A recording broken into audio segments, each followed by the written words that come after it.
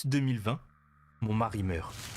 Il avait refait tout l'appart. J'en peux plus de ces murs, trop de lui partout. J'ai 2 petits chiens. Le jour où une visite était prévue, je les prends avec moi. Je ferme la porte à clé et on attend dehors sagement. 30 minutes, c'est ce que m'avait dit l'agent. Quand je reviens, la porte est encore verrouillée, mais à l'intérieur, des détails qui crient l'inverse. Les portes du placard à linge grandes ouvertes, le tapis de bain trempé, déplacé comme si quelqu'un en était sorti. Et puis le message du courtier. Pourquoi t'as pas mis la clé dans le boîtier? Les visiteurs ont jamais pu entrer. Alors, qui est venu?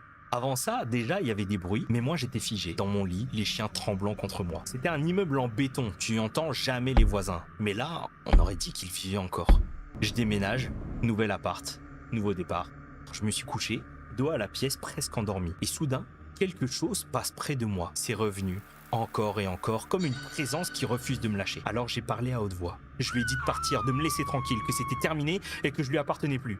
Et depuis, plus rien. Mais parfois, en passant devant un miroir, je jurais presque voir une silhouette derrière moi. Les morts partent, mais certains s'accrochent. Et parfois, c'est pas la maison qui est hantée, c'est toi.